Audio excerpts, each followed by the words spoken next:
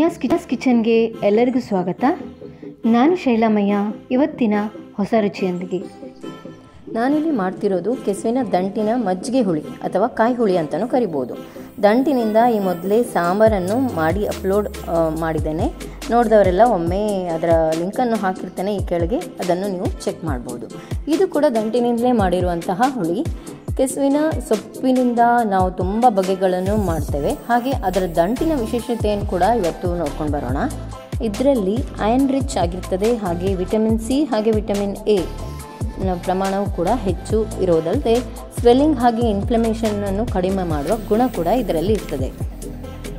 ಬೇರೆ ಬೇರೆ ವೆರೈಟಿಯ ಕೆಸುವಿನ ಸೊಪ್ಪು ಸಿಗ್ತದೆ. ಇದು ಕಪ್ಪು ಕೆಸುವಿನ ದಂಟು, ಹೆಚ್ಚು ನಾಲ್ಗೆ ತುರಿಸೋದಿಲ್ಲ. ಹಸಿರು ಸೊಪ್ಪು ಯೂಸ್ ಮಾಡೋದಾದರೆ ಎಳೆದು ಎಲೆ ಹಾಗೆ ದಂಟನ್ನು ಯೂಸ್ ಮಾಡ್ಬೋದು. ಇದು ಚೆನ್ನಾಗಿ ಬೇಗನೆ ಕೂಡ ಬೆಂದ್ಕೊಳ್ತದೆ. ನಾನಿಲ್ಲಿ ದಂಟನ್ನು ಬೇಯಿಸಲಿಕ್ಕೆ ಇದನ್ನೀಗ ಒಮ್ಮೆ ಚೆನ್ನಾಗಿ ತೊಳೆದು ಹೀಗೆ ಅದರ ಔಟರ್ ಸ್ಕಿನ್ನನ್ನು ತೆಕ್ಕೊಳ್ತಾ ಇದ್ದೇನೆ. ಇದರ ಔಟರ್ ಸ್ಕಿನ್ ತೆಗೆದಿದ್ದರೆ ಅದು ಚೆನ್ನಾಗಿ ಬೇಯಲಿಕ್ಕೆ ತುಂಬ ಕಷ್ಟ ಆಗ್ತದೆ ಮತ್ತು ರುಚಿ ಕೂಡ ಹಾಗೆ ಚೆನ್ನಾಗಿ ಬರೋದಿಲ್ಲ. ಅದರಿಂದ ನೋಡಿ ಹೀಗೆ ಒಮ್ಮೆ ಚೂರಿಯ ಸಹಾಯದಿಂದ ಹೀಗೆ ಔಟರ್ ಸ್ಕಿನ್ನನ್ನೆಲ್ಲ ತೆಗೆದು ಇಟ್ಕೊಳ್ಬೇಕು. ಈಗ ಅದು ಬೇಯಲಿಕ್ಕೆ ತುಂಬಾ ಬೇಗ ಬೆಂದ್ಕೊಳ್ತದೆ. 10 ನಿಮಿಷದಲ್ಲಿ ಬೆಂದ್ಕೊಳ್ತದೆ. ನೋಡಿ ಹೇಗೆ ಕಟ್ ಆಗ್ತಾ ಇದೆ. ಇದನ್ನು ನಾವೀಗ ಉದ್ದುದ್ದಕ್ಕೆ ಕಟ್ ಮಾಡಿಕೊಳ್ಬೇಕು.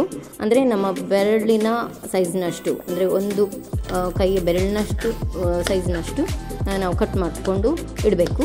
ಇದನ್ನು ಹೀಗೆ ಕಟ್ ಮಾಡಿ ಇಟ್ಕೊಂಡು ಒಂದು ಪಾತ್ರೆಗೆ ನೀರನ್ನು ಹಾಕಿ ಅದರೊಳಗೆ ಹಾಕಿ ಇಟ್ಟು ಬಿಡಬೇಕು. ಅಂದರೆ ಸ್ವಲ್ಪ ಕಪ್ಪಾಗೋದು ಕಡಿಮೆ ಆಗ್ತದೆ. ಇದನ್ನು ಹೀಗೆ ನಾನು ಎಲ್ಲ ದಂಟುಗಳನ್ನು ಹೀಗೆ ಕಟ್ ಮಾಡಿ ನೀರಿನ ಒಳಗೆ ಹಾಕಿ ಒಮ್ಮೆ ಚೆನ್ನಾಗಿ ತೊಳ್ಕೊಂಡು ಇಟ್ಕೊಂಡು ಬಿಡ್ತೇನೆ. ಇದು ನೀರನ್ನೆಲ್ಲ ಒಮ್ಮೆ ತೆಗೆದು ಈಗ ಹೊಸದಾದ ಫ್ರೆಶ್ ಆದ ನೀರನ್ನು ಹಾಕಿ ಅದನ್ನೀಗ ಬಿಸಿಗೆ ಇಟ್ಕೊಳ್ತೇನೆ. ನೋಡಿ ಈಗ ಇದನ್ನೆಲ್ಲ ಚೆನ್ನಾಗಿ ಕಟ್ ಮಾಡಿ ಇಟ್ಕೊಂಡದ್ದು ಆಯಿತು. ಈ ಸೈಜ್ನಲ್ಲಿ ಕಟ್ ಮಾಡಿ ಇಟ್ಕೊಂಡಿದ್ದೇನೆ.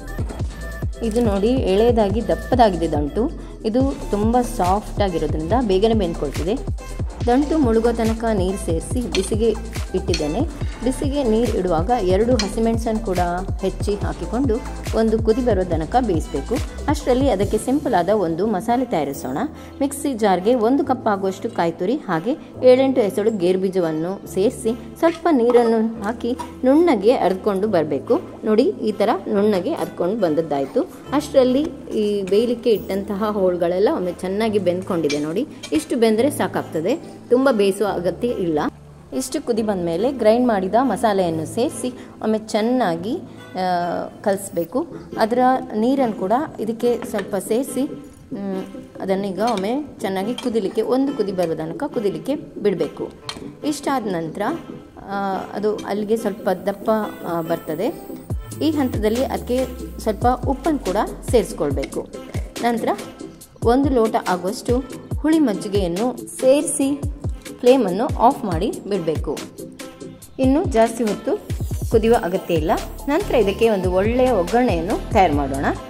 ನಾವು ಮಾಮೂಲಿಯಾಗಿ ಕೊಡುವಂತಹ ಒಗ್ಗರಣೆ ತೆಂಗಿನೆಣ್ಣೆ, ಸಾಸಿವೆ, ಉದ್ದಿನಬೇಳೆ, ಸ್ವಲ್ಪ ಮೆಂತೆ ಹಾಗೆ ಒಣಮೆಣಸು, ಬೇಸೊಪ್ಪು ಇವಿಷ್ಟನ್ನು ಹಾಕಿ ಹುಳಿಗೆ ಸೇರಿಸಿದರೆ ಸೂಪರಾದ ಆರೋಗ್ಯಕರವಾದ ಒಂದು ಒಳ್ಳೆಯ ಮಜ್ಜಿಗೆ ಹುಳಿ ಅಥವಾ ಕಾಯಿ ಹುಳಿ ರೆಡಿ ಆಯಿತು. ನೋಡಿ ಇದನ್ನು ಕಡುಬು ಹಾಗೂ ದೋಸೆ ಜೊತೆ ಕೂಡ ಸರ್ವ್ ಮಾಡ್ಬೋದು. ಸೂಪರ್ ಆಗಿರ್ತದೆ.